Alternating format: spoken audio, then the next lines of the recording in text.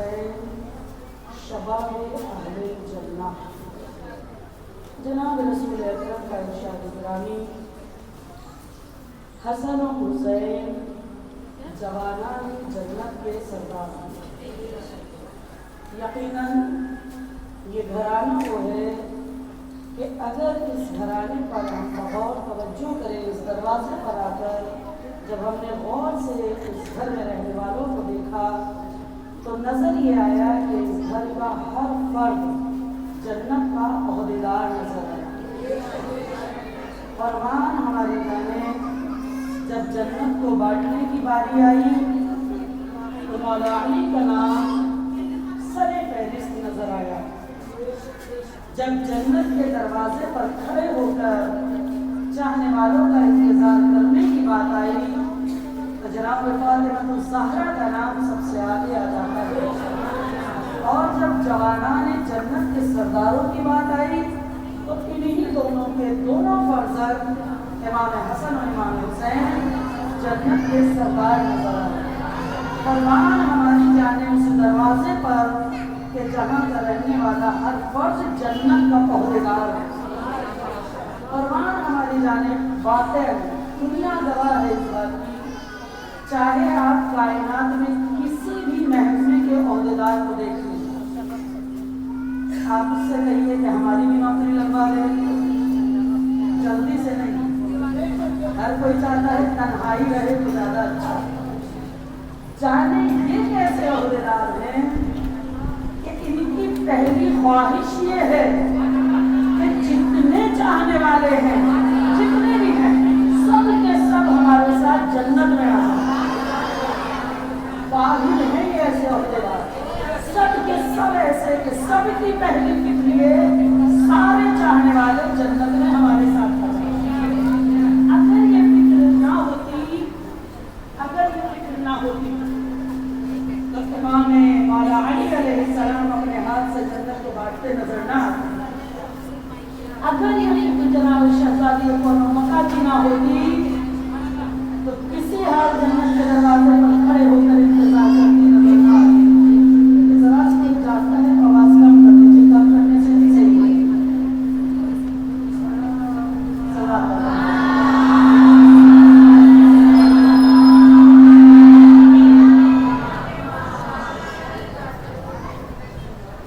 انتظار ہمارا عقیدہ ہے اور ہمارے دلوں کو بڑی تسلی اس روایت سے ہے کہ شہزادی نے وعدہ کیا ہے کہ جنت کے دروازے پر کھڑے ہو کر انتظار کریں۔ قربان ہماری جان شہزادی کے جملے پر، مگر ایک بات کہوں، انتظار ہوتا کیا ہے؟ ایام ازاں کا سلسلہ ہے، آپ مسلسل مجلسوں میں آنا جانا کر رہی ہیں۔ اس انتظار کا اگرچہ ہمیں پورا عقیدہ ہے، مگر انتظار کو اور ذہنوں میں اتارنے کے لیے مثال دوں۔ ابھی آپ مجلس میں آئی، ممکن ہے مجلس میں آنے سے پہلے آپ سے کسی نے کہا ہو، بہن ہو، بھاوج ہو، دوست ہو، پڑوس ہو، کوئی بھی ہو، کسی نے کہا ہو جب مجلس میں جانا تو ذرا ہمارا انتظار کر لینا، ہم تمہارے ساتھ مجلس میں چلیں گے، انتظار کرنا۔ آپ مجھے حقیقت حال یہ بتائیں، سچائی سے بتائیں کہ آپ انتظار کرتی کس کا ہے؟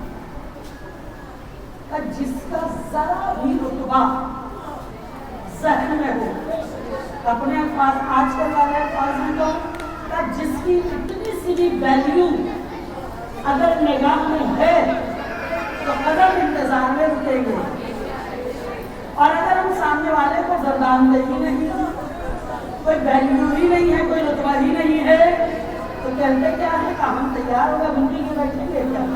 اب ان کے لیے اپنی مجلس کا ہم دیر کریں کیا؟ جب تیار ہوں گی اپنے آپ آتی رہیں گی۔ ان کا تو عادت ہی ہے، روز لیٹ کرتی ہے، روز بے روتی ہے۔ انتظار کیا کس کا؟ جس کا ذہن میں ذرا سا بھی رتبہ ہے، ذرا سی بھی ویلیو ہے۔ پھر اپنی شہزادی قوم مکہ کا جملہ کہوں کہ جنت کے دروازے پر انتظار کرتی رہوں گی، ایک ایک مزار حسین کا، جب تک ایک ایک داخل نہ ہو جائے۔ اور ہماری جانب ماننا پڑے گا، شہزادی قوم مکہ کی نگاہ जैसे गुनाहगारों का कोई रुतबा है, कोई वैल्यू है, मगर याद रखिएगा जिनके रुतबे सिवा होते हैं उनकी जिम्मेदारियां भी बढ़ती हैं। अगरचे ये फर्श आज़ाद हमें कहीं से कहीं पहुंचा रहा है, मगर जिम्मेदारियां भी उतनी ही आया है। मेरी बहनों, बुजुर्गों से नहीं, बहनों और बच्चियों से, खास तौर पर बच्चियों से याद रखना, जब इस फर्श आज़ाद पर आना, क्योंकि ये दुनिया से जन्नत का रास्ता दिखा रहा है। बस याद रखना, जब इस फर्श आज़ाद पर बैठना, ये ख्याल रहे पहलू में जाने कौन तशरीफ फरमा, जिसके रुतबे है सवा उसको सिवा मुश्किल है। अगर रुतबे हैं तो जिम्मेदारियां भी तो हैं, रुतबे बगैर जिम्मेदारी के नहीं मिला करते। और मान हमारी जाने ये जन्नत वाले फरमान हुसैन अलैहिस्सलाम, तो कहूँगी है मेरे मौला, जन्नत कल भी आपकी थी, आज भी आपकी है, हमेशा आपकी रहेगी। आप मदीने में रहते, अपने अल्फाज में कहूँ कि अपने घर में ऐशो इशरत सुकून की जिंदगी अपने घर में गुजारते रहते, ना भी करबला आते तो किसी की मजाल नहीं थी कि कोई आपको जन्नत में जाने से रोक देगा। आपके बाबा जन्नत को बांटने वाले हैं, आपकी मादर गिरानी है तो इंतजार करने वाली, आप और आपके भाई दोनों जवानाने जन्नत के सरदार हैं। फिर आखिर वजह क्या है कि मदीने से करबला तक आकर करबला की सारी इम्तिहानात को बर्दाश्त किया का सिर्फ एक ही मकसद है, नाना की उम्मत वालों को जन्नत का सीधा रास्ता दिखाना। बस एक ही तो मकसद था कि जन्नत का सीधा रास्ता दिखाना मेरा मकसद है। सिर्फ इस मकसद के तहत मैं मदीने से करबला तक आया हूँ, ताकि एक उम्मती भी कोई जहन्नम की तरफ जाता नजर ना आए, सबके सब जन्नत की तरफ आ जाए। और वहाँ हमारी जाने मौला अली अलैहिस्सलाम का जुमला है जो बराबर में आ चुकी है, का मुझे ताज्जुब रोज़े महशर उन लोगों पर होगा जो रोज़े महशर जहन्नम की तरफ जाते नजर। इसी ने सवाल किया, मौला जन्नत में जाने वालों पर ताज्जुब नहीं किया, कि जहन्नम में जाने वालों पर ताज्जुब क्यों है? का ताज्जुब इसलिए है कि जिसके पास रहमान और रहीम जैसा परवरदिगार मौजूद है, जो अपने बंदों को बख्शने के बहाने तलाशता हो। जिंदगी गुजर जाए और इंसान इस रब से फायदा ना उठा सके, तो सिर्फ रब नहीं, जिसके पास 14 महीने सब के सब रहमतुल आलमीन बनकर आए हो, तब पूरी जिंदगी गुजर जाए, ना खुदा की रहमानियत से फायदा उठाए, ना 14 मासूमीन की रहमानियत से फायदा उठा सके, तो वारे है ऐसे की जिंदगी पर और ताज्जुब है ऐसे नशर ऐसे इंसान पर जिसे ऐसे नायाब गौहर मिले हो और उसके बाद में वो जन्नत के रास्ते की तरफ नजर आए। और मान हमारी जाने यही पंचतन 5 लोग हैं कि जिनका हर कदम हर अमल इसलिए है ताकि हम जैसे गुनाहगार जन्नत का सीधा रास्ता देख सकें। अभी आपने सलाम जनाब ज़ैनब के हवाले से सुना, बाखुदा ये पढ़ने का मेरा कोई ख्याल नहीं था इस वक्त, लेकिन क्योंकि उस वक्त सुना तो ज़हन बन गया। जनाब ज़ैनब का रुतबा, जिसे हम आप क्या कहकर बुलाते हैं, शरीकतुल हुसैन। शरीकतुल हुसैन को समझाने के लिए बस जरा सा इशारा हमने और आपने बड़ी आसानी से कह भी देते हैं, सुन भी लेते हैं, शरीकतुल हुसैन। मगर शरीकतुल हुसैन कोई रुतबा आसान नहीं है। एक दुनियावी मिसाल भी आजमाई हुई भी है और मुझसे बेहतर बुजुर्ग जानते हैं। कभी भी कोई भी काम करने के लिए इंसान चले तो उस वक्त तक कामयाबी नहीं मिलती जब तक साथ चलने वाले हम मिजाज और हम इल्म ना हो। अगर दोनों हम मिजाज हैं, हम इल्म हैं, तो मंजिल पर भी पहुंचेंगे और कामयाबी भी मिलेगी। और अगर हम मिजाज ना हो, हम इल्म ना हो, तो रास्ता चलना मुश्किल हो जाता है, कामयाबी तो दूर की बात है। और ये मैं अपने जुमलों में नहीं कहूँगी, कुरान की रौ से अंबिया की तारीफ से वाज़ेह करती चलो ताकि बात बिल्कुल ज़हन नशीन हो जाए। बहुत मशहूर वाक़या है, बस इशारतन जनाब मूसा को फख्र हुआ अपने इल्म पर, वाक़या خدا نے کہا ذرا جائیے گا دریا کے کنارے، صاحب کشتی آئیں گے، سوار ہو جانا، اندازہ ہو جائے گا علم کا معیار کیا ہے۔ گئے، صاحب کشتی آئے، اجازت لی، کیا اجازت ہے آپ کے ساتھ کشتی میں سوار ہو جاؤں؟ کہا نہیں، میرے ساتھ چلنے کی اجازت نہیں ہے۔ کیوں اجازت نہیں ہے؟ کہا اس لیے کہ تمہارا علم میرے برابر کا نہیں ہے، میں جو کروں گا تم سوال کرو گے، اعتراض کرو گے۔ اعتراض ہوتا ہی وہاں ہے جہاں بات سمجھ میں نہ آئے، جہاں جہالت ہو وہاں اعتراض ہوتا ہے۔ اگر مصلحت سمجھ میں آ جائے تو کوئی اعتراض نہ کرے۔ اعتراض انسان کرتا ہی جب ہے جب کرنے والے کی مصلحت سمجھ میں نہیں آتی، جب علم برابر کا نہیں ہوتا تو اعتراض ہو جاتے ہیں، سوال ہو جاتے ہیں۔ جب جناب خضر نے کہا نہیں تم میرے ساتھ نہیں چل سکتے، تم سوال میں کام کروں گا، تم سوال کرو گے۔ کہا نہیں، میرا وعدہ ہے میں کوئی سوال نہیں کروں گا، آپ اپنے ساتھ مجھے لے کر چلے۔ حکم خدا تھا، سوال ہوئے چلے۔ اب آپ کو پورا واقعہ معلوم ہے، جناب خضر جو عمل کرے سے سوال ہو جائے۔ ہڈیے کے کشتی میں چھیڑ دیا تو سوال، خزانے کو دیکھا تو سوال، بچے کو دیکھا تو سوال، جگہ جگہ پر سوال۔ عالم کیا ہوا، انتہا کیا ہوئی؟ جناب خضر نے کشتی کو کنارے لگایا، اے موسیٰ ذرا اتر جاؤ۔ کیوں اتر جاؤں؟ کہ آپ کے سوال مجھے پریشان کر رہے ہیں، آپ کے سوالوں کی بنا پر مجھے منزل چلنا مشکل ہو رہا ہے، ماننا پڑے گا۔ قرآن بتا رہا ہے اگر علم برابر کا نہ ہو تو راہ چلنا مشکل ہو جاتا ہے۔ اور ایک واقعے سے اور ذہن کو آمادہ کرنے کے لیے، مولا علی علیہ السلام کا وقت ہے۔ مولا علی خیرات علم بانٹ رہے تھے، لینے والے بیٹھے ہوئے ہیں۔ لوگوں نے دیکھا کہ ایک بزرگ شخصیت جن کے چہرے پر روب و جلال ہے مولا علی کی خدمت میں آئے، سلام و دعا ہوا۔ مولا نے سوال کیا کس لیے آنا ہوا؟ کہ چند سوالات ہیں جو ذہن کو مشغول کیے ہوئے ہیں، پریشان کیے ہیں، ان سوالوں کا حل لینے کے لیے آیا ہوں۔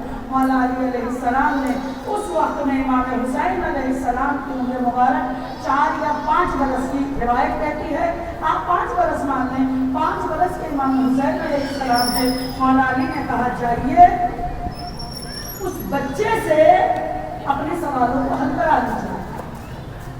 بزرگ شخصیت گئے، سوالوں کو حل کرایا۔ جب جانے لگے مولا علی نے تصدیق کی، یہ بتائیے کہ آپ مطمئن ہیں؟ جو اس نے جواب دیا وہ آپ کے دل کو مطمئن کیا، کوئی شک تو نہیں ہے؟ کہ نہیں، اس کے جوابوں سے میں مطمئن ہوں۔ جب یہ چلے گئے تو جو پاس بیٹھے ہوئے تھے انہوں نے سوال کیا، اے مولا علی یہ تھے کون، ماجرا کیا ہے، آئے کیوں تھے کون؟ کہا یہ نبی خضر تھے، خضر نبی ہیں، کچھ سوال تھے جو پریشان کر رہے تھے، حسین نے ان کے سوالوں کو حل کر دیا۔ اب دونوں چیزوں کو جوڑ کر ایک نتیجہ سامنے پیش کروں۔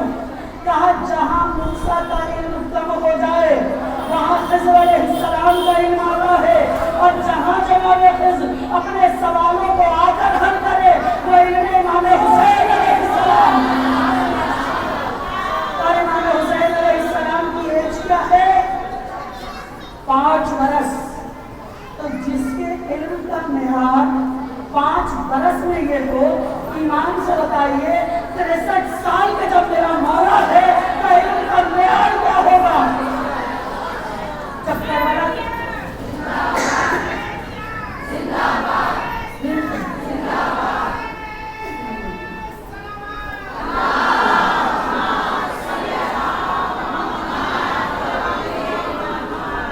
اب ذرا اندازہ لگائیں جس کا 5 برس میں علم کا معیار یہ ہے، جب کربلا کے لیے چلے ہیں تو اس کا علم کا معیار کیا ہوگا؟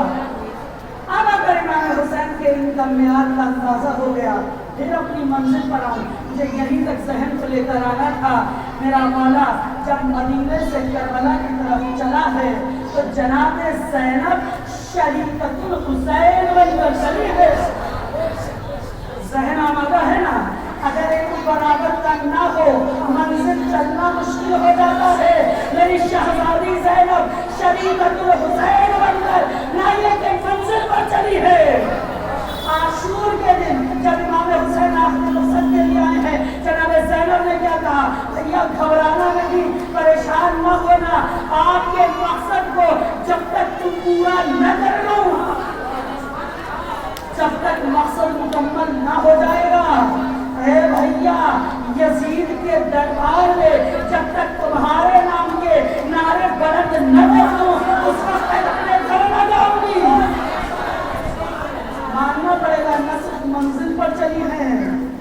मकसद को मुकम्मल कामयाब बनाया है।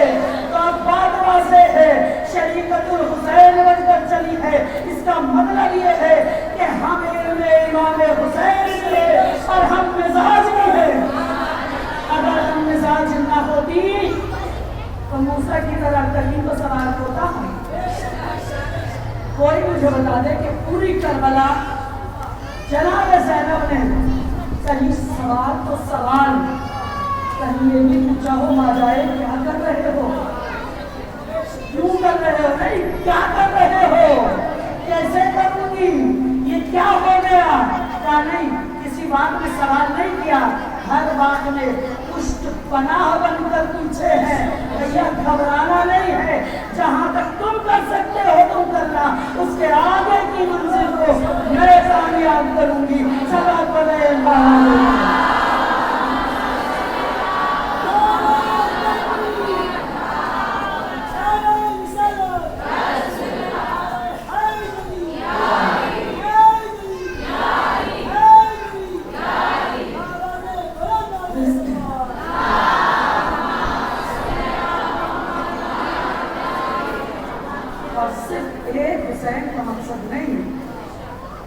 कुर्बान हमारी जाने उस ज़ैनब दिलगीर पर जिसने दो इमामों को मकसद कर दिया है।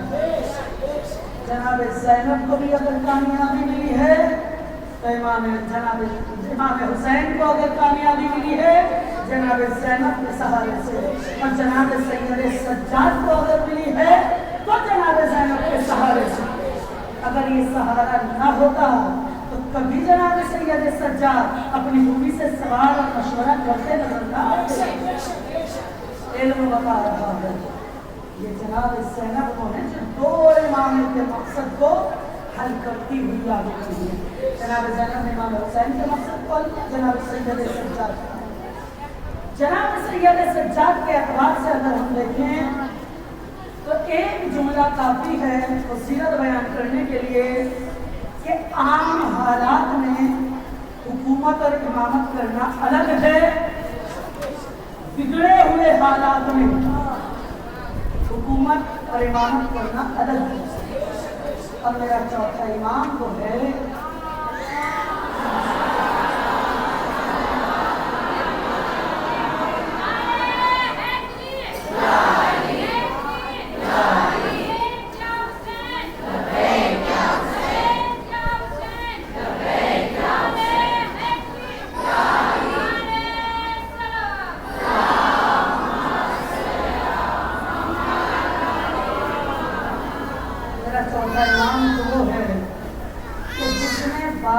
करबला के बिगड़े हालात में इमामत को संभाला। ऐसे हालात तो कभी न बिगड़े हैं न बिगड़े थे। फिर वही कहूँ कि तन्हा जनाब सैयद सज्जाद की मजमूनियत है कि इमामत को उस वक्त में संभाला है कि जब सबकी शहादत हो चुकी। और फिर कहूँ कि गैर को जवाब देना आसान है, अपने को जवाब देना मुश्किल होता है। पहला सवाल इमामत के दौर में अगर किसी ने किया है तो जान बचाने वाली, जान पर कुर्बान हो जाने वाली खूबी जनाब ज़ैनब दिलगीर में। अभी वक्त मसाइल नहीं है लेकिन जनाब सैयद सज्जाद का बयान। पहला सवाल क्या है, बेटा सैयद सज्जाद, इमाम होने के एतबार से सवाल करते हैं, बताओ जलकर मर जाए या जिंदगी बचाने के लिए बाहर मारी जाए। उस वक्त में मेरे मौला ने इमामत को संभाला है। और बाद करबला आप और हम हमेशा ये सुनते हैं कि मेरा मौला रोता रहा, ताहयात 32 बरस 34 बरस गिरिया करता रहा। जो गिरिया है ना, ये हमारी और आपकी तरह वाला गिरिया नहीं है। खुदा न करे अगर हमारे दरमियान से हमारा कोई अजीज चला जाए तो जब हम गिरिया करते हैं तो हमारे पीछे कई काम ऐसे हैं जो धीमे पड़ जाते हैं, जिन पर असर होता है। का इमाम वो है ही नहीं जो एक फरीजे के लिए दीगर फरीजे को भूल जाए। वक्त का इमाम को भूल ही नहीं सकता। इमाम रोए जरूर हैं मगर रोने के पीछे राज़े इमामत ऐसी پوشیدہ ہے. کیا راز امامت پوشیدہ ہے؟ جانے کتنے ہوں گے. ایک مثال سے بس ذہن کو آمادہ کرنے کے لیے بس ایک مثال دوں. ابھی آپ سب مجلس میں آئیں، جب واپس اپنے گھر جائیے گا، راستے میں کوئی بچہ آپ کو ہنستا نظر آئے، کھیلتا نظر آئے، آپ کے قدم نہیں رکیں گے. کبھی آپ نہیں پوچھیں گے کیوں ہنس رہا ہے، کیوں کھیل رہا ہے. ہاں اگر کوئی بچہ گڑ گڑا کر روتا نظر آئے، اگر ذرا سی بھی انسانیت ہے، جس کے انسانیت نہیں اسے تو چھوڑ ہی نہیں، ذرا سی بھی اگر انسانیت ہے، روتے ہوئے بچے کو دیکھ کر قدم اپنے آپ رک جائے. چند بنیادی سوال ہیں. کیوں رو رہے ہو؟ کس نے مارا؟ کیا ہوا؟ کوئی تمہارا گھر والا نہیں ہے؟ امی کہاں ہے؟ ابا کہاں ہیں؟ کیا چاہیے؟ یہی ہے نا بنیادی سوالات. اور جب تک اس بچے کو مطمئن نہ کر دے، شاید ہم جیسے عضلات، یہ ہمارا اعجاز نہیں ہے، اس کو اچھی عزت ہے، شاید ہم جیسے عضلات وہاں سے قدم آگے نہ بڑھائیں جب تک بچے کو مطمئن نہ کر سکے. اب بس یہاں کہوں، میرا مولا بعد کربلا، کربلا سے کوفہ، کوفہ سے شام، شام سے مدینہ اگر روتا ہوا چلا ہے تو مصلحت یہ ہے جس نے روتے دیکھا اس نے سوال کیا مولا رو کیوں رہے ہیں. مسائل میں اکثر آپ سنتے ہیں نا سوال، مولا کے آگے پانی آیا، گریا شروع کیا، چاہنے والے نے پوچھا مولا رو کیوں رہے ہیں. کھانا سامنے آیا، گریا، مولا رو کیوں رہے ہیں. وضو کے لیے پانی آیا، رونا، مولا رونے کی وجہ. بازار سے چلے، گوشت کو دیکھا ٹنگے ہوئے، گریا کیا، مولا رو کیوں رہے ہیں. جیسے ہی سوال کرنے والا سوال کرتا تھا، مولا کو موقع مل جاتا تھا اپنے بابا کی مظلومیت بیان کرنے کا. میرا مولا پوری اپنے بابا کی مظلومیت بیان کرتا، حقانیت کربلا بیان کرتا، کیونکہ سوال کرنے والے نے سوال کیا ہے، اب وہ جواب کا انتظار کرے گا نا. تو یہ سوال کرنے کے لیے میرے مولا نے آنسوؤں کو اپنا سہارا بنایا ہے تبلیغ کے لیے. رونا خالی ہم لوگوں کی طرح والا رونا نہیں ہے، اس رونے کے پیچھے مصلحت امام رونا ہے. جس نے جہاں روتے دیکھا، آپ نے اکثر مصائبوں میں سنائے کتنے واقعات ہیں. جب اسیر بن کر جا رہے تھے روتے، ہر کوئی روتا ہوا دیکھ کر سب نے پوچھا، امام سب کو حقانیت کربلا بیان کرتے چلے گئے. کہتے ہیں کہ بعد کربلا یزید ملعون نے چودھری امام پر پابندی لگا دی. آپ کسی سے بات نہیں کر سکتے، آپ کسی کو حقانیت بیان نہیں کر سکتے. مدینہ آنے کے بعد وجہ کیا ہے روکنے کی؟ وجہ بھی بتاتی چلوں. اگرچہ اختتامیہ مجلسیں ہیں، اب تو تھوڑا سا وقت بھی لے لیا جائے تو انشاءاللہ اجازت ہوگی. ہے تو سلوات پڑھنا ایک بار.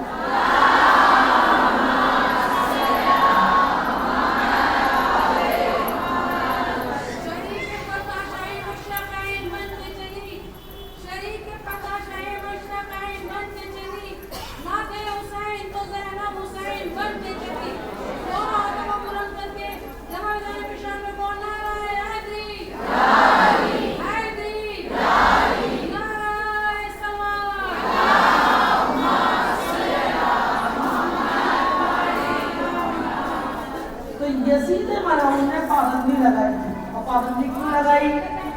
پورا بہت مشہور واقعہ یہ بھی بس اشارتاً تاکہ ذہن میں آ جائے پابندی لگانے کی وجہ. جب لٹا ہوا قافلہ یزید ملعون کے دربار میں پہنچا، یزید نے پہلے سے سب کو کہا ہوا ہے باغی کو قتل کیا ہے، باغیوں کے گھر والوں کو قید کر کے لایا جا رہا ہے. سب کے ذہنوں میں دکھایا ہے باغی باغی. جیسے یہ لٹا ہوا قافلہ یزید کے دربار میں آیا، دربار والوں نے چاہے وہ چودھری امام ہو یا نوٹ نیزہ پر سربلند ہو، جب چہروں پر نگاہ ڈالی تو یزید سے کہا چہروں سے نہیں لگ رہا ہے کہ یہ باغی، ان کے چہرے بتا رہے ہیں کہ شریف النفس ہے. امام کو موقع ملا، یزید ملعون سے کہا یزید इजाजत हो तो मैं इन्हें बताऊं कि मैं कौन हूँ और ये कौन है, जिनके नजर पर सर है, और मैं बताऊं कि मैं कौन हूँ, ये कौन है। कहा नहीं, आपको बोलने की इजाजत नहीं है। दरबारियों ने कहा बोलने दे, तन्हा है, बीमार है, कैदी है, क्या करेगा, बोलने दे। कहा नहीं, तुम नहीं जानते, यजीद का जिला है, तुम नहीं जानते, मैं इनकी फसाहत और बलागत को जानता हूँ। मैं कहूंगी यजीद कहीं ना कहीं बताना चाह रहा है कि ये उसके पोते हैं जिसकी फसाहत और बलागत को आज भी नहजुल बलागत कहा जाता है। आज भी नहजुल बलागत दादा की फसाहत और बलागत को कहा जाता है। ये उसके पोते हैं। ज़बान खोलने का असर यजीद को मालूम है, लेकिन फिर दरबारियों ने मजबूर किया। यजीद तेरे लोग हैं, तेरा घर है, तेरा दरबार है, ये क्या करेगा, बोलने दे। बोलने की इजाजत दी। अब मौला ने खुतबा पूरा है, मुझे खुतबा नहीं बयान करना है, बस अपने मकसद पर आना है। मौला ने बयान करना शुरू किया। पहले अपने आप को पहचानवाया, मैं कौन, मैं सफा का बेटा, न मरवा का बेटा, न मक्का का बेटा, न मदीना का बेटा, न खाने काबा का बेटा, न हजर अस्वद का बेटा, न सफा का बेटा, न मरवा का बेटा, न रसूल का बेटा, न नबीजा का बेटा, मैं अबू तालिब का, अबू हाशिम का, एक एक का नाम लेकर सबका कहा मैं उसका बेटा। मौला ये सबका नाम क्यों लिया? सबका नाम लेने की कोई वजह होगी क्या? जितने हैं सब मुसलमान तो नहीं हैं, अलग अलग फिरके से हैं, क्या कोई भी किसी एक को तो जानता होगा? जितने बैठे हैं किसी एक को तो पहचानते होंगे, सबका नाम लिया, मैं उसका बेटा, जब अपना ताबूत करा लिया। अब सुनो, ये कौन? ये मेरा बाबा, 3 दिन का भूखा प्यासा, पूरे मसाइल को बयान करने शुरू किए। बस अब ये खुतबा नहीं मुझे दरकार है, अब जो मसाइल मौला ने पढ़ने शुरू किए, हक़ानियत करबला बयान करनी शुरू की। यजीद के दरबार का आलम ये है, जो अभी कुछ देर पहले इमाम हुसैन को बादी समझ बैठे थे, अब अज़ादारे हुसैन बनकर आंखों में आंसू लिए बैठे हैं। यजीद ने अपनी आंखों से ये मौजज़ा देख लिया था। भाई अपनी आंखों से देखा है, जब कैदी बनकर बीमार होकर मेरे के दरमियान आया तो मिजाज बदल दिए, अब तो आजाद हो चुका है, मदीने में जा चुका है, अपने के दरमियान है। अगर अब ज़बान खुल गई तो अब क्या होगा? जब मेरे दरबार में मेरे लोगों को मेरे खिलाफ कर दिया सरासी देर के खुतबे ने, तो अब अपने मदीने जाकर अपना आलम होगा। लिहाजा पाबंदियां आयत कर दी। आपको इजाजत नहीं है कि चंद लोगों को इकट्ठा करके आप कुछ बता सकें। अब वक्त का इमाम को है ही नहीं कि किसी से डर कर बैठ जाए। मैं कहूंगी है यजीद, जो करबला में न डरा, जो शाम में तेरे दरबार में न डरा, और क्या तेरे से डरेगा? वक्त का इमाम है ही नहीं वो कि यजीदियों से डर कर बैठे। अब कैसे करें काम? बहरहाल सरकारी पाबंदियां हैं, अब कैसे काम किया चौथे इमाम ने? यानी इमामत के राज अब लोगों को कैसे बताया, अपना फरीज़ा कैसे अंजाम दिया? तब बाद करबला मेरे मौला ने 3 तरीके अपनाए हैं, 3 रास्ते चुने हैं, लोगों को हक़ानियत बताने के, इल्म दीन बताने या फराइज़ इमामत को अंजाम देने के। 3 तरीके। सबसे पहला तरीका क्या था? पहला तो मैंने बयानी किया, करबला से कूफा, कूफा से शाम, आसमां को जरिया बना दिया। दूसरी चीज क्या थी कि अपने मुसल्ले को अपना मिंबर बना दिया, मुसल्ले को मिंबर बनाया। ऐ यजीद मलऊन, मुझे लोगों से बात करने से रोक सकता है, खुदा से बात करने से तो नहीं रोक सकता। भाई ज़ाहिरी ये भी तो मुसलमान है, ये भी तो नमाज़ पढ़ता है, मस्जिद में आने से नहीं रोक सकता, खुदा के नाज़ से नहीं रोक सकता। मुसल्ला बिछाकर मुसल्ले पर बैठ गए। मैं कहूँगी ये एजाज़ सैयदुस साजिदीन ज़ैनुल आबिदीन भी कर सकते हैं, जिनके सजदे का आलम यह कि सजदों का अंदाज़ा लगाना है। कुर्बान हमारी जाने, मैंने देखा है शाम गरीबा मेरे मौला का सजदा का अव्वल आपने देखा होगा अक्सर शाम गरीबा में कहीं चौथे इमाम का तज़किरा नहीं मिलता। क्यों नहीं मिलता? वजह क्या है? का अव्वल शब में जो सजदे में पेशानी गई थी, सुबह होते हुए वो पेशानी शुक्र का सजदा, तभी तो सैयदुस साजिदीन बने हैं। शाम गरीबा जैसे माहौल में पूरी रात का शुक्र का सजदा अगर कोई करे उसे कहते हैं सैयदुस साजिदीन, उसे कहते हैं ज़ैनुल आबिदीन। का मुसल्ले को अपना मिंबर बना लिया। ऐ मेरे चाहने वालों, तुम्हें जो इल्म चाहिए मेरे पीछे आकर बैठ जाना, मैं ज़ाहिरन गम से नाज़ करूंगा। जो तुम्हें चाहिए, जो चाहिए मेरे पीछे आकर बैठना और मेरी दुआओं से लेते रहना। इसीलिए तारीख कहती है सबसे ज्यादा दुआएं चौथे इमाम की, शरीफ़े सज्जादिया, शरीफ़े कामिला। और इसी चीज का तो मजमुआ है। मौला ने सारे राज अपने चाहने वालों को रब के राज और नियाज के जरिए बताए हैं। रोग है ये सीधा तरह रोक कर दिखा। वो अपनी सियासत खेलेगा, हम अपनी सियासत। अब आकर रोक, अगर मस्जिदों से रोक सकता है तो आकर रोक ले। और आप तरीका इमाम की दुआ, इमाम की दुआओं का तरीका जरा सा उठा कर देखिए। कभी दुआएं जो है मौला की चौथे इमाम की, कभी उठा कर देखिए क्या सलीका मेरे मौला ने दुआ करने का सिखाया है। कुर्बान हमारी जाने, अगर हमारे आइम्मा सलीका दुआ न सिखाते तो हम तो इतने बड़े जाहिल थे कि अपने रब से मांगना भी ना आता। दो दुआओं का नाम बताती चलिए। एक दुआ अबू हमजा समाली जो हम अक्सर रमजान और मुबारक की सहर में पढ़ते हैं।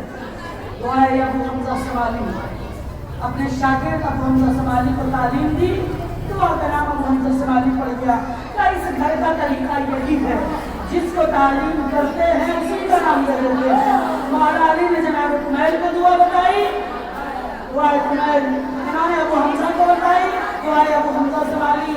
मौला अली ने एक दुआ एक मशरूम शुदा, एक शर्मशुदा इंसान को बताई तो दुआ का नाम दुआ मशरूम पड़ गया।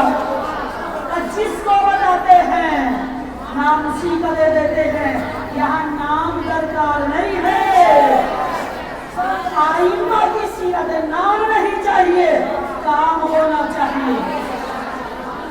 की सीरत रही है ताकि जब दुआओं को हमने उठा कर देखा, जो भी दुआ देखी, एक जुमला दुआ का था फिर सलवार, दो जुमले फिर सलवार।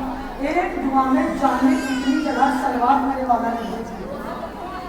एक सलीका तो शायद ही बता रहे हैं का दुआ कबूल हो ही नहीं सकती बगैर आले मोहम्मद की सलवार के। एक सलीका ये सिखाया।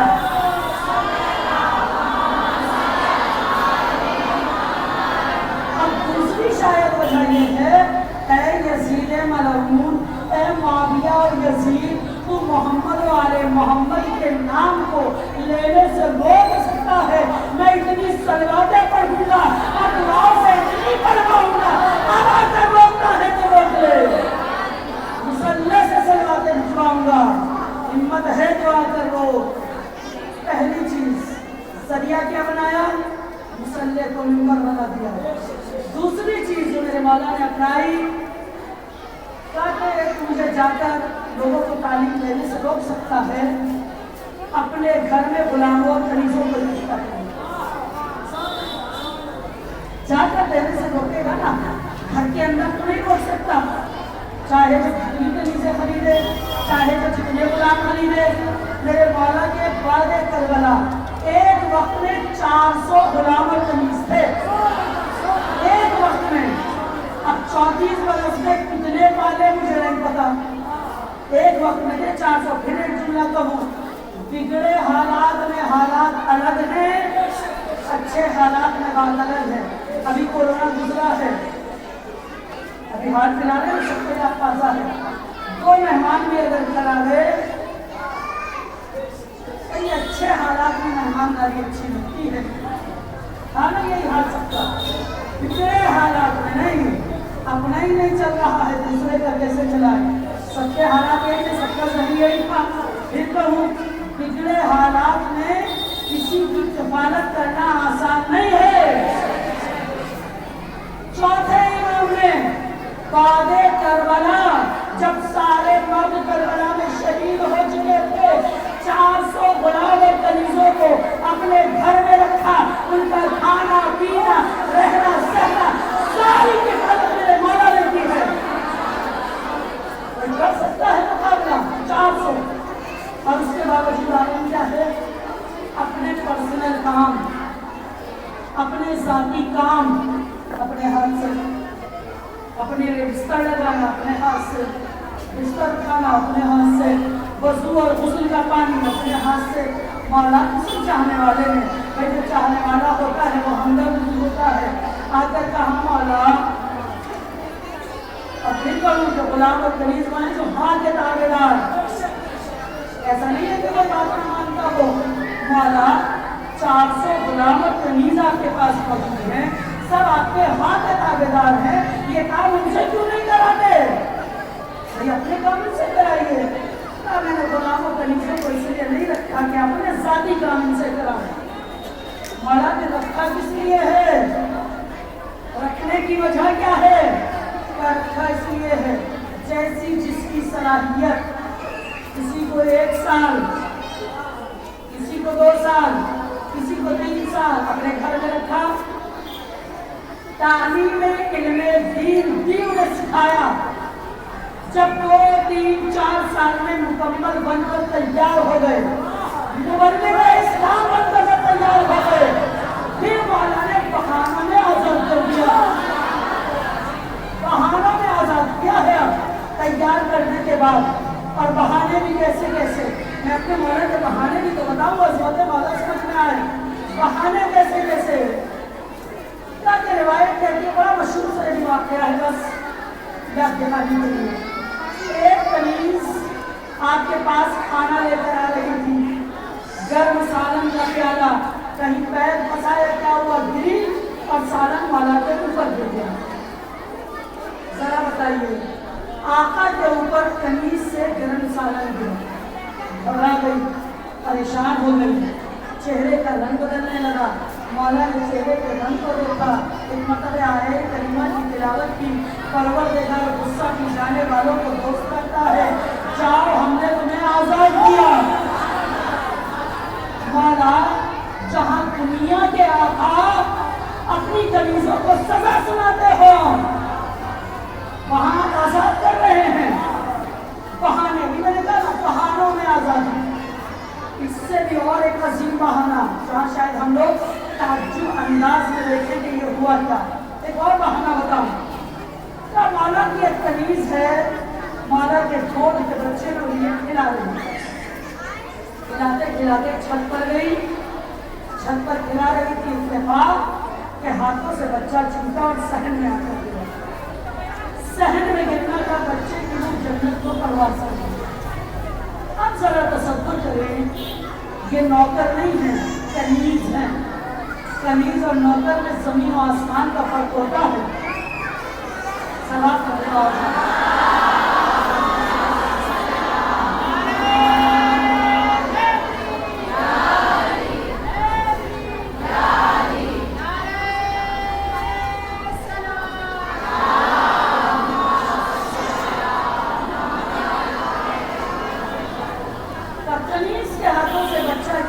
खाना में आया, बहुत हो गया।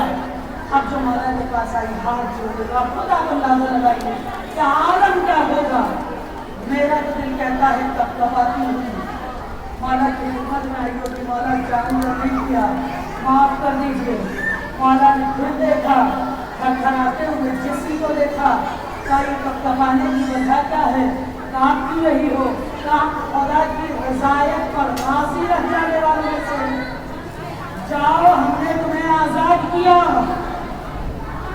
मौला फिर ताज्जुब चीज, जहाँ दुनिया वाले सजाएं सुनाए आप आजादी दे देते हैं, मगर मुझे ईमान से बताइए, जो 1 साल 2 साल 3 साल की तालीम दी वो अलग, ये अमल किस लिए है? जाते जाते जहनों पर एक मोहर लगा देते हैं। अब ये मोहर क्या काम कर रही है, मुझे हिसाब से बताइए। जिनको सजा के बदले आजादी सुनाई गई हो, क्या वो कहीं से पूरी जिंदगी अपने मौला के अखलाक को भूलेंगी?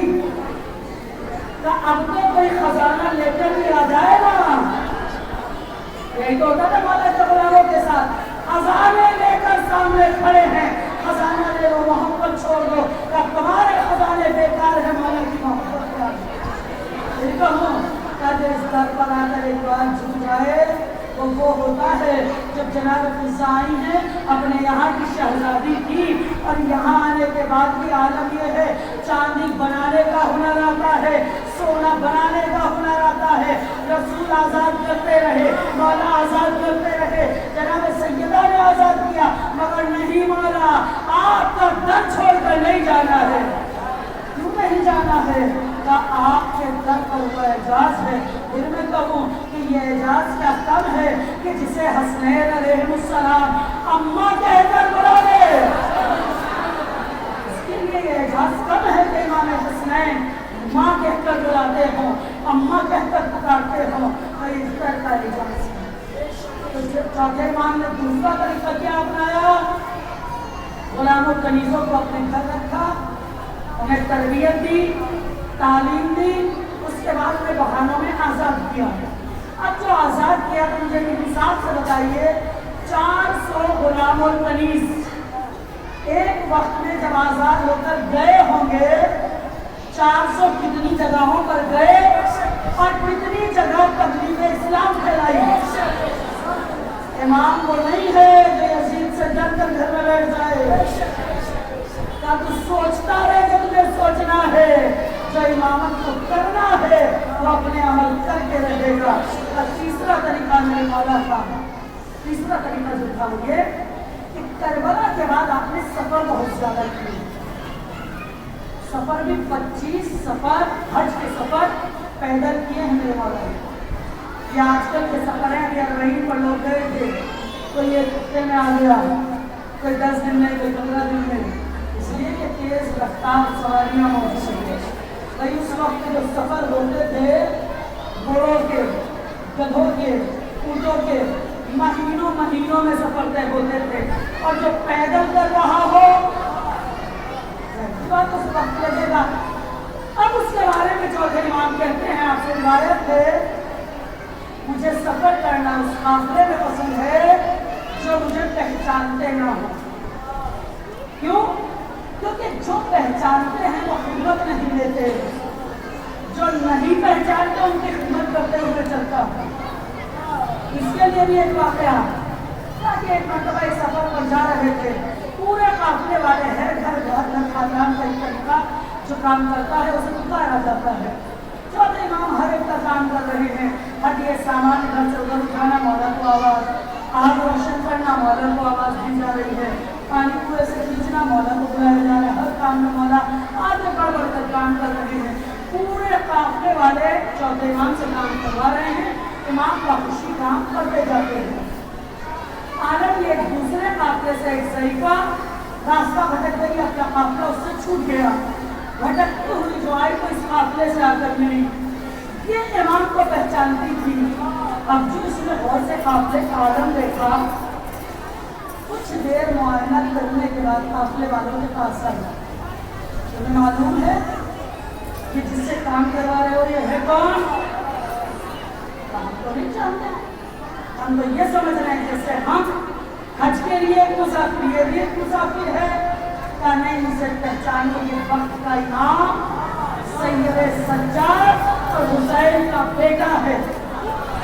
अब जो ये सुना तो रिवायत मौजूद है, पूरा काफिला आकर मौला के कदमों में गिर गया, मौला हमें मालूम नहीं था कि आप कौन हैं, हम आपको पहचानते नहीं थे, हमने आपसे खिदमत की, मौला हमें पता होता आपको पलकों पे उठा कर। रिवायत कहते हैं रात में काफिला रुका था, जब सुबह को चलने की बारी आई तो मौला काफिला बदल चुके थे। मौला का फिर वही जुमला, मुझे उनके साथ सफर करना अच्छा ही नहीं लगता जो मुझे पहचानते हैं।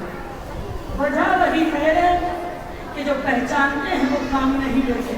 मगर फिर उठकर एक चीज कहूँ, اب مجھے انسان سے بتائیں کہ پورا قافلہ جس کا ایک ایک کام میرے مولا نے اپنے ہاتھ سے کیا ہے، انہیں اچانک پتا چلا یہ وقت کا امام ہے، پوری زندگی پورا قافلہ کیا امام کے اخلاق کو بھول سکتا ہے؟ نہیں، پوری زندگی گزر جائے گی، مولا کے کردار کی چھاپ ایسی لگ چکی ہے، کہوں کہ مہر میرے مولا نے ایسی لگا دی ہے تا حیات وہ مہر نہیں ہٹے گی۔ تو مولا کا طریقہ کار بھی یہی ہے کہ ایک ایک کی خدمت۔ عالم یہ جو آپ سنتی ہے نا کہ جناب علی اکبر کا قاتل قافلے ہی میں تو ملا تھا، اخلاق کا کردار کا معیار کہ سامنے والا سمجھ رہا ہے مولا نے پہچانا نہیں، جب سارے کام کروا چکا مولا شاید آپ نے مجھے پہچانا نہیں، اب تجھے کیسے مل سکتا ہے؟ وہ تیرا معیار تھا، یہ میرا معیار ہے۔ قربان ہماری جان اپنے مولا سید و سردار پر کہ جسے کائنات کی اتنی فکر ہے، ایک سوال کا دل چاہتا ہے، جسے کائنات کی اتنی فکر ہو، جسے اپنے چاہنے والوں کی اتنی فکر ہو، اسے اپنے گھر والوں کی کتنی فکر ہو، اپنے بابا سے کتنی محبت ہوگی، اپنی بہن سے کتنی محبت ہوگی، آئے قربان اپنی پھوپھی سے کتنی محبت ہوگی۔ اور پھر میں نے دیکھا ہے جناب زینب نہ ہوتی تو سفر جناب سید سجاد مشکل ہو جاتا، میری شہزادی زینب ڈھال بن کر سید سجاد کے ساتھ۔ دنیا کا میں نے دستور دیکھا ہے، کہا کہ جب اگر کوئی ظلم و ستم گھر کے باہر ہو، انجان جگہ پر کہیں ظلم و ستم ہو، انسان برداشت کر لیتا ہے، مگر جب اپنا گھر آ جائے، اپنے نظر آ جائیں، احساس عجب ہو جاتا ہے، احساس بھڑک جاتا ہے۔ شاید یہی کیفیت جناب زینب و ام کلثوم کے ساتھ۔ کلتی ہوئی بیویاں جب واپس مدینہ آئی ہیں، مدینے کے دروازے پر نگاہ پڑی، ایک نوحہ شروع کیا، اے نانا کے مدینے ہمارے آنے کو قبول نہ کرنا، اے مدینہ ہم اٹھ کر آئے ہیں، اے مدینہ جب گئے تھے ارے گودوں میں بچے تھے، سلیم سروں پر وارثوں کے سائے تھے، اب جب آئے ہیں ارے گودیاں خالی ہو گئی، وارثوں کا سایہ اٹھ گیا، اے مدینہ آنے کو قبول نہ کرنا۔ تاریخ کہتی ہے بزرگوں کے کہنے سے جناب زینب داخل مدینہ ہوئی، مگر طریقہ کار یہ ہے اپنے ماجائے کو ماتم کر رہی ہے، ماجائے کے گھر میں نانا کے روزے پر جانے کی تمنا کی، نانا کے روزے پر پہنچی، نانا نانا ہم لٹ کر آئے ہیں، نانا آپ کی امت والوں نے ارے ذرا خیال نہ کیا، اے نانا کھیتی اجڑ گئی، بس ایک جملہ جناب زینب کہتی ہیں، اے نانا اگر یہ نامحرموں کا مجمع نہ ہوتا، ارے اپنے رسن کے نشان آپ کو دکھاتی، کس طرح رسن باندھی گئی، اور یہ کیسے رسن کے نشان تھے مجھے سمجھ میں نہیں آتا، مگر ہاں اتنا ضرور ہے ارے زینب کا عالم ایسا ہو گیا ہے، اب زینب کو کوئی پہچانتا نہیں ہے۔ مدینہ آنے کے بعد ایک دن جناب عبداللہ جناب سید سجاد کے پاس آئے، اے بیٹا زینب سے کہو اب گھر کا ویرانہ ارے کھانے کو دوڑتا ہے، اب گھر کا ویران پن دیکھا نہیں جاتا، زینب سے کہو گھر واپس آ جائے۔ اب جو جناب زینب گھر واپس گئی ہے، تاریخ میں لکھا عبداللہ گھر میں نہیں تھے، گئی جا کر صحن خانہ میں بیٹھ گئی، باخدا مجھے نہیں پتا میری شہزادی آگے کیوں نہیں پڑتی. شہزادی آپ کا گھر ہے, آپ کا مکان ہے, گھر کے اندر داخل کیوں نہیں ہوتی؟ ارے شاید جب آگے بڑھ کر دیکھتی ہے آل محمد یاد آ جاتے ہیں. اے بچوں, ارے میں نے تمہارا ماتم نہ کیا, اے بچوں ماں کو معاف کر دینا. آئے جناب زینب صحن خانہ میں بیٹھی ہیں, گریا کر رہی ہیں. اتنے میں جناب عبداللہ آئے, ایک صدا بلند کی, اے ضعیفہ میرے گھر میں بیٹھ کر اس طرح گریا نہ کرے. ارے میری زوجہ گھر پر نہیں ہے, جب وہ آ جائے گی تب آنا. بس زینب نے نظروں کو اٹھا کر دیکھا, اے عبداللہ زمانے نے نہیں پہچانا تھا, مجھے کسی سے گرانا تھا, مگر اے عبداللہ ارے کیا آپ نے بھی نہ پہچانا, میں علی و فاطمہ کی بیٹی, ارے انا زینب بنت علی. جیسے ہی عبداللہ نے سنا